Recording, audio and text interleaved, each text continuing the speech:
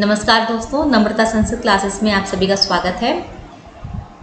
इससे पहले तक हमने व्यंजन संधि के बारे में जाना था और आज हम विसर्ग संधि के बारे में जानेंगे। अगर आप मेरे चैनल पर नए हैं और आपको संस्कृत के बारे में इस प्रकार की जानकारी जानना अच्छा लगता है तो आप मेरे चैनल को सब्सक्राइब करें। तो आज हम विसर्ग संधि के बारे में जानेंगे। विसर्ग संधि क्या होती है? तो जब भी किसी विसर्ग का मेल किसी स्वर या व्यंजन से होता है तो उससे उत्पन्न विकार को विसर्ग संधि कहते हैं। तो इसको हम एग्जाम्पल के माध्यम से समझते हैं। जैसे यहाँ पे दिया गया है निहि, ये नी शब्द है, तो नी शब्द के बाद विसर्ग दिखाई दे रहा है। अब इस विसर्ग का मेल, ठीक है, जब विसर्ग का मेल किसी स्वर या व्यंजन से हो, तो यहाँ नी में जो विसर्ग है, अब यदि ये किसी स्वर या व्यंजन से मिले तो यहाँ पे आश्रय का जो आ है ये स्वर है। तो यहाँ पे विसर्ग का मेल एक स्वर से हो रहा है, तो इससे उत्पन्न विकार को, अर्थात जब ये विसर्ग इस आ रूपी स्वर से मिलेगा तो इससे उत्पन्न जो विकार अर्थात परिवर्तन होगा उसी का नाम विसर्ग संधि है। ठीक है, तो ये नी का जो विसर्ग है जब ये आ से मिला तो क्या परिवर्तन हुआ? इस विसर्ग की जगह र हो गया। ठीक है, विसर्ग की जगह र हो गया, तो र हो गया। तो र क्या है? व्यंजन है। व्यंजन अर्धमात्रिक होते हैं, अर्थात व्यंजन जो होते हैं वो हमेशा आधे ही होते हैं। जैसे ये र लिखा हुआ है तो व्यंजन हमेशा आधे ही होते हैं। तो विसर्ग की जगह पे हो गया र, तो हो गया निर। निर का जो र है वो आधा रहेगा क्योंकि व्यंजन हमेशा अर्धमात्रिक ही होते हैं। फिर जो आश्रय है वो उस आधे र में जुड़ जाएगा, तो निराश्रयः, इस प्रकार का हमें शब्द जो है प्राप्त होगा। ठीक है, तो इससे हमें ये समझ में आया कि जब भी किसी विसर्ग का मेल किसी स्वर से हो या व्यंजन से हो, यहाँ पे स्वर से हुआ है, अगर किसी व्यंजन से भी हो तो उस विसर्ग का व्यंजन और स्वर से मिलने पर जो भी विकार हो, तो यहाँ पे हमें जो विकार दिखाई दिया वो र के रूप में दिखाई दिया। ठीक है, यहाँ पे विसर्ग को क्या हो गया? र, तो उसी को हम विसर्ग संधि कहते हैं। अब यहाँ पे दूसरी बात ये आती है कि ये विसर्ग आया कहाँ से। ठीक है, हम संस्कृति वर्णमाला पढ़ चुके हैं, तो संस्कृति वर्णमाला में जितने भी वर्ण हैं उनमें विसर्ग नहीं आता है। ठीक है, विसर्ग जो है वो अलग से माना जाता है, इसलिए इसको हम अयोगवाह कहते हैं। अर्थात संस्कृति वर्णमाला में ना होते हुए भी ये संस्कृत भाषा में देखा जाता है, इसलिए विसर्ग को हम अयोगवाह कहते हैं। तो विसर्ग की उत्पत्ति कैसे होती है? ये विसर्ग संस्कृत भाषा में आया कहाँ से, अब हम ये जान लेते हैं। तो विसर्ग की उत्पत्ति, संस्कृत में व्याकरण के जितने भी नियम हैं उनके सूत्र बने हुए हैं। तो एक सूत्र है खर वसानयोः विसर्जनीयः।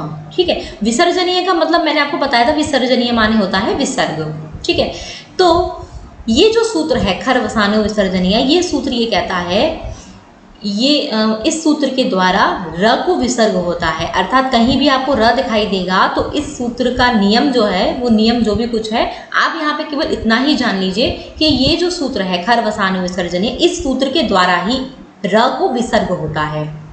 तो संस्कृत में कहीं भी र होता है फिर ये सूत्र लग जाता है। इस सूत्र की कुछ कंडीशनें हैं, वो कहता है अगर ऐसे ऐसी स्थिति हो तो वहाँ र को विसर्ग हो जाता है। तो इस तरीके से हमें विसर्ग दिखाई दे रहा है संस्कृत भाषा में। ठीक है, दूसरी बात ये है कि दूसरा एक और सूत्र है सत्सज्जोरुः। ठीक है, ये सूत्र भी क्या करता है? इस सूत्र से स को रू होता है। ये जो सूत्र है सत्सज्जोरुः, ये कहीं भी इस प्रकार का सा आपको दिखाई दे हलंत वाला, तो इस स को रू कर देता है। इस सूत्र का रूल है, स को रू कर दिया, उसके बाद रू को र हो जाता है किसी और रूल से, और उसके बाद फिर इस र को विसर्ग हो जाता है इसी ऊपर वाले रूल से, खर वसानयोः विसर्जनीय। जब र दिखाई देता है तो र को विसर्ग हो जाता है। तो ये दो नियम है मैंने आपको बताए जिससे विसर्ग की उत्पत्ति होती है, अर्थात संस्कृत भाषा में विसर्ग दिखाई देता है। ठीक है, जैसे ये सेकंड वाले सूत्र का एग्जाम्पल है, पहले स करता है ये, फिर स को रू होता है, फिर रू का जो ऊ है ना ये हट जाता है, फिर र बचता है और उसके बाद र को विसर्ग हो जाता है। ठीक है, विसर्ग अर्थात ये दो बिंदी। ठीक है, विसर्ग माने दो बिंदु।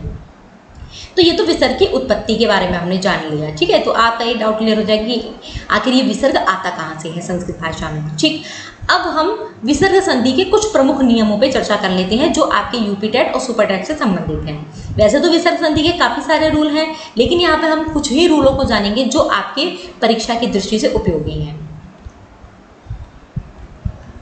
तो पहला रूल जो है वो ये कहता है, पहला रूल जो उसकी मोस्ट इंपॉर्टेंट बात जो है मैंने उसे ऊपर लिख दिया है, विसर्ग का स में परिवर्तन।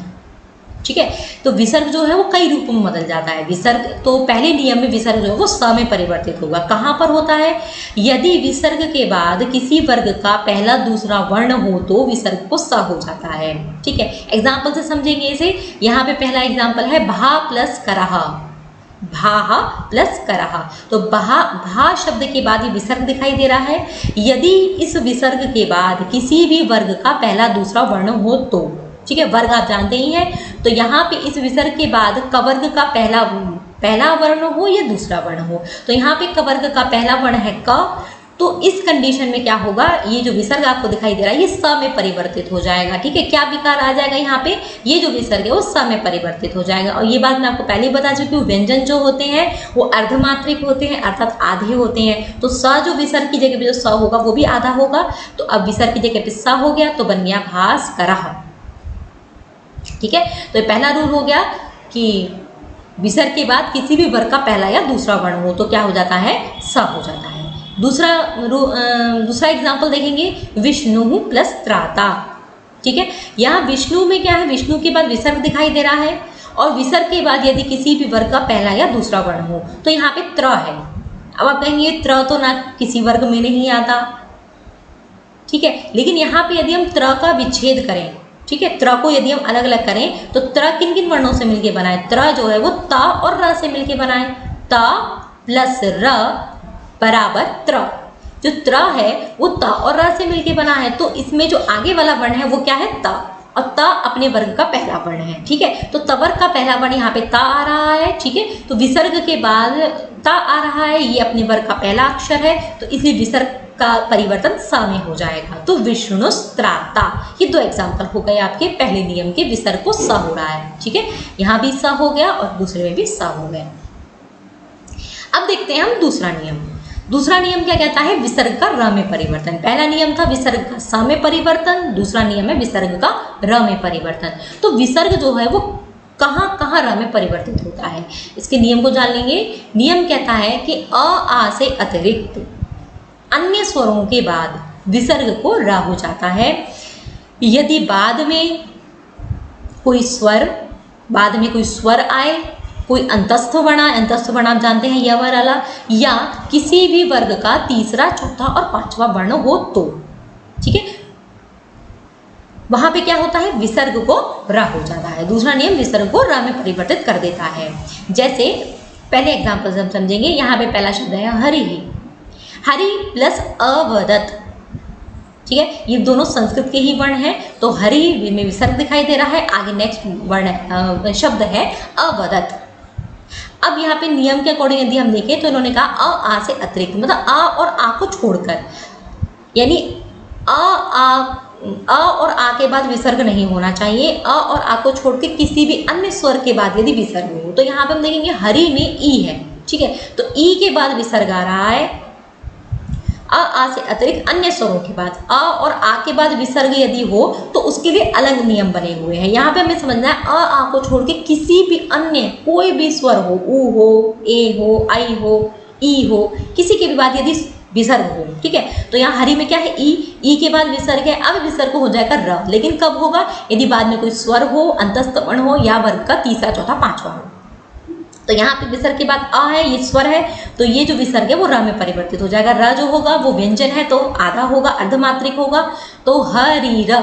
ठीक है, यह है ह री और र जो है वो आधा हो जाएगा। ठीक है, आधा र हो गया। अब अवदत जो है उसमें जुड़ जाएगा, तो हरि रवदत। इस तरीके का प्रयोग जो है वो देखने को आएगा। तो यहाँ पे अगर आप संस्कृत को जानते हैं तो संस्कृत में जितने भी पुल्लिंग शब्द होते हैं उनके बाद विसर्ग होता ही है। ठीक है, तो आप यदि इसको देखेंगे हरि रवदत, तो आप जानते हैं कि हरि के बाद विसर्ग होता है। ठीक है, अब ये र दिखाई दे रहा है, इसका मतलब विसर्ग जो है वो र में परिवर्तित हो गया, तो हरि रवदत में विसर्ग संधि हो जाएगी। ठीक है, नेक्स्ट सेकेंड एग्जाम्पल है लक्ष्मी इयम। तो लक्ष्मी जो शब्द है ये स्त्रीलिंग शब्द है, लेकिन इसके बाद लक्ष्मी शब्द ऐसा स्त्रीलिंग है जिस पर विसर्ग दिखाई देता है। ठीक है, अब ये विसर्ग के बाद यदि कोई भी स्वर हो, अंतस्थ वर्ण हो या तीसरा चौथा पांचवा वर्ण हो, तो क्या है, विसर्ग जो है वो रा में परिवर्तित हो जाता है। तो लक्ष्मी के बाद जो विसर्ग है वो रा में बदल जाएगा। तो लक्ष्मी रा आधा होगा, इयम उसमें जुड़ जाएगा, तो लक्ष्मी रियम। थर्ड एग्जाम्पल शिशुहु। तो शिशुहु में क्या है, ऊ के बाद विसर्ग आ रहा है, तो ऊ के बाद विसर्ग आ रहा है, विसर्ग के बाद वर्ग का तीसरा चौथा कोई भी स्वर्ग अंतस्थ वर्ण या किसी वर्ग का तीसरा चौथा पांचवा वर्ण हो, तो अंतस्थ में ह या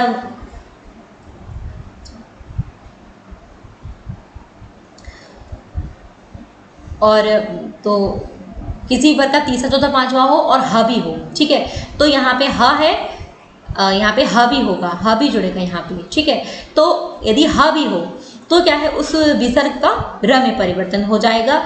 तो जो विसर्ग है वो र में परिवर्तित हो, तो शिशुरः हसति। अब जो र के बाद ह है, तो ह क्या है, व्यंजन है, तो व्यंजन बाद में होने के कारण वो जो र है वो ऊपर चला जाएगा। ठीक है, अगर र आधा हो और र के बाद कोई भी व्यंजन हो तो वो र जो है वो ऊपर चला जाता है, तो शिशुरः हसति। नेक्स्ट एग्जाम्पल है फोर्थ, जनैः गम्यते। जनैः गम्यते, तो जनई में क्या है, आई है, आई के बाद विसर्ग है, विसर्ग का क्या है, र में परिवर्तित हो जाएगा, क्योंकि इसके बाद वर्ग का तीसरा अक्षर है। ठीक है, वर्ग का तीसरा अक्षर क ग, तो र ऊपर चला गया, तो जनैर गम्यते। इसी प्रकार नी प्लस जन, यहाँ भी नी के बाद विसर्ग है, जन अपने वर्ग का तीसरा अक्षर है, च छ ज। ऐसे ही दू प्लस जन, ये भी तीसरा है, तो इन दोनों के विसर्ग को क्या हो जाएगा, ये दोनों विसर्ग र में परिवर्तित हो जाएंगे, तो निर्जना दुर्जना। तो इस तरीके के एग्जाम्पल से आपको ये समझना है कि यदि आपको किसी भी शब्द के बाद र ऐसे ऊपर जाता हुआ दिखाई दे या र किसी आगे स्वर में मिला हुआ दिखाई दे, तो वहां पे डेफिनेटली व्यंजन संधि वो विसर्ग संधि ही हुई होगी। ठीक है, यहाँ पे ह को भी जोड़ना है, स्वर हो या ह हो या अंतस्थ वर्ण हो या किसी वर्ग का तीसरा चौथा वर्ण हो। ठीक है, इसलिए ये तीसरा वाला जो एग्जाम्पल है ये भी आपका इसी नियम के अंतर्गत आएगा, ह होने के बाद। तो दूसरा नियम हो गया।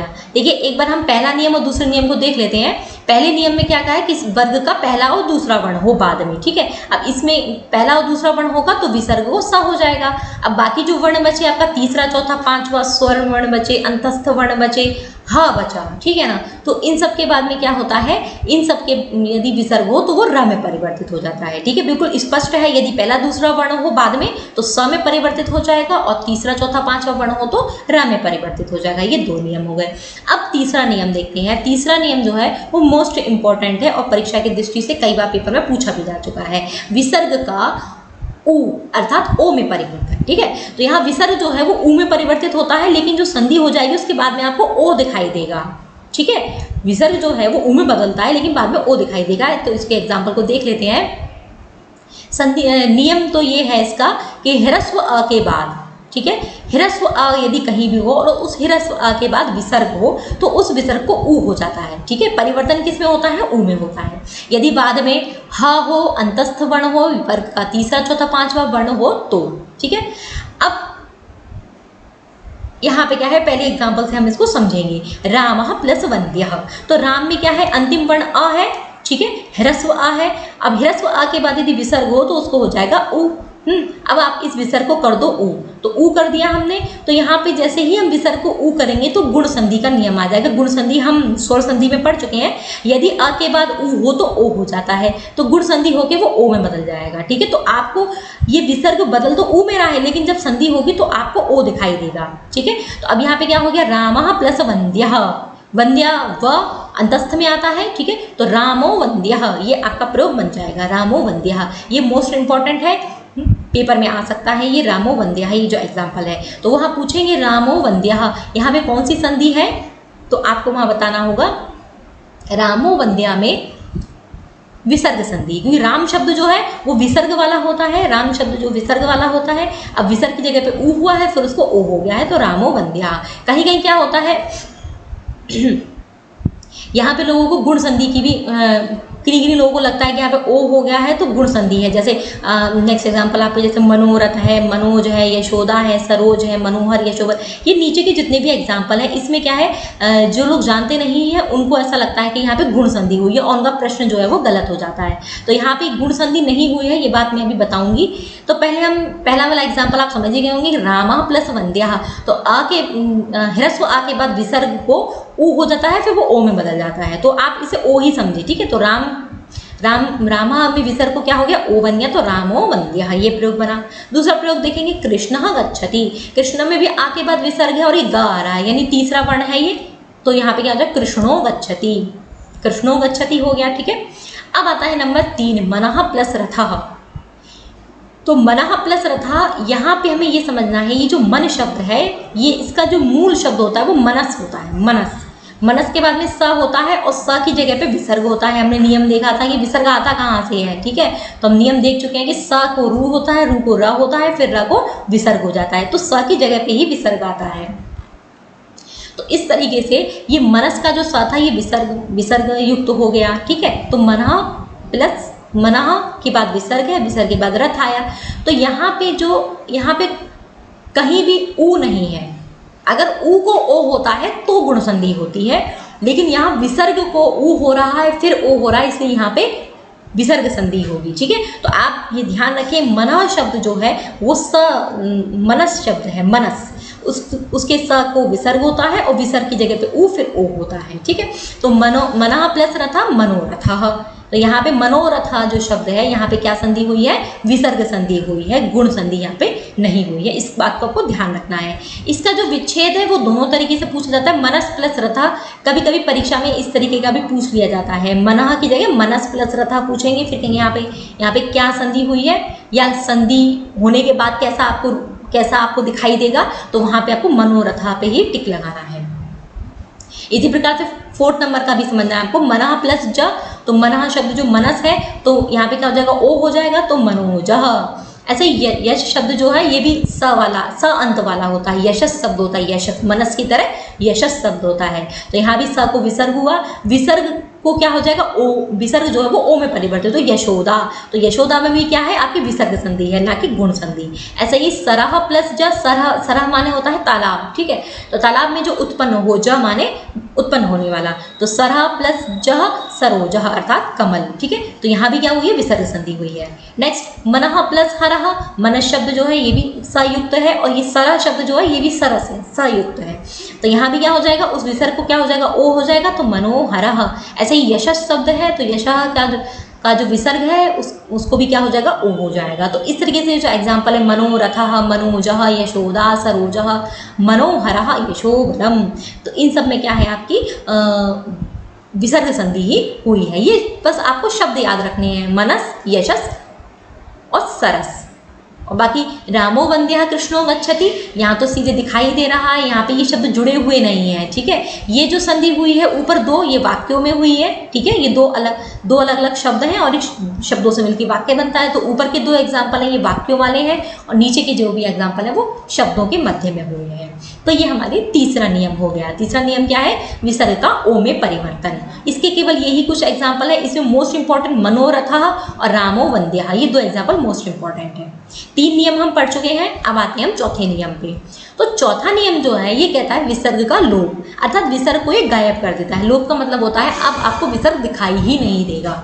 इसका नियम देख लेते हैं। नियम ये है कि यदि विसर्ग के स्थान में र हुआ हो, कहीं विसर्ग हो और उसके स्थान में र हुआ हो, अब उस र के आगे भी र हो तो पहले वाले र का लोप हो जाता है, यानी पहला वाला जो र है वो गायब हो जाएगा, वो दिखाई नहीं देगा, तथा पहले वाले ह्रस्व स्वर को और वो जो गायब हुआ, जो आपका जो र जो गायब हुआ है उससे पहले जो यदि कोई भी ह्रस्व स्वर हो तो उसको दीर्घ हो जाता है। ये संधि का नियम है। एग्जाम्पल से समझेंगे इसको। जैसे एग्जाम्पल है आपका नी प्लस सह। तो यहाँ पे नी में क्या है, विसर्ग, नी में क्या है, विसर्ग, ठीक है। अब विसर्ग की जगह पे यदि र हुआ हो तो यहाँ पे विसर्ग की जगह पे र होगा, ठीक है। किस नियम से होगा, जो हमने सेकंड नियम पढ़ा था ना कि ई के बाद यदि विसर्ग हो तो उसे र हो जाता है। तो यहाँ पे उसी नियम से सेकंड वाला जो नियम है उससे यहाँ पे र होगा। ठीक है, अब यदि हम इस विसर्ग को र कर देंगे तो र के बाद भी तो र आएगा। ठीक है, तो र के बाद भी र आएगा तो पहले वाला जो विसर्ग की जगह पे र हुआ है वो र हट जाएगा, यानी ये विसर्ग जो है ये हट जाएगा। ठीक है, अब ये विसर्ग जो है आपका हट गया। ठीक है, हट गया विसर्ग। तो अब इसके आगे क्या है, नी में छोटी ई की मात्रा है, तो वो जो ह्रस्व स्वर है वो हो जाएगा दीर्घ। ठीक है, अब ये नी की जो छोटी ई की मात्रा है ये दीर्घ हो जाएगी, तो नी बन जाएगा। ह्रस्व ई है वो दीर्घ ई में परिवर्तित हो जाएगा, तो नीरसः ये प्रयोग बनेगा। ऐसे ही सेकंड में समझना है, नी प्लस रोगः, तो यहाँ भी र ये विसर्ग है, इसकी जगह पे र होगा, र के बाद र आएगा तो पहले वाला र जो है वो गायब हो जाएगा। ये देखिए पहले वाला र जो है वो गायब हो जाएगा। ठीक है, गायब हो गया। अब ये जो नी है, ये जो नी है इसमें आपको ह्रस्व स्वर दिखाई दे रहा है, वो ह्रस्व स्वर क्या हो जाएगा, दीर्घ हो जाएगा, तो बन जाएगा नीरोगः। तो ये दोनों एग्जाम्पल है, नीरसः नीरोगः। ये दो एग्जाम्पल केवल आपको, इन दो ही एग्जाम्पल अगर आप याद रखें, इतना लंबा नियम यदि आपको ना भी याद रहे तो भी कोई दिक्कत नहीं है। नीरसः और नीरोगः इस तरीके के शब्द यदि आते हैं तो वहाँ भी विसर्ग संधि ही होती है। ठीक है, तो विसर्ग संधि के 4 ही रूल हैं, यही 4 रूल इंपॉर्टेंट हैं जो आपके पेपर में आ सकते हैं। तो विसर्ग संधि में इतना ही। अगर आपको ये वीडियो अच्छा लगा हो तो इसे लाइक करें, कमेंट करें, शेयर करें, और इस वीडियो के जितने भी 4 नियम हैं ये आपको डिस्क्रिप्शन में PDF में मिल जाएंगे, उसे आप वहाँ पे जाके डाउनलोड कर सकते हैं। तो विसर्ग संधि में इतना ही, आगे किसी नए टॉपिक के साथ फिर मिलते हैं। धन्यवाद।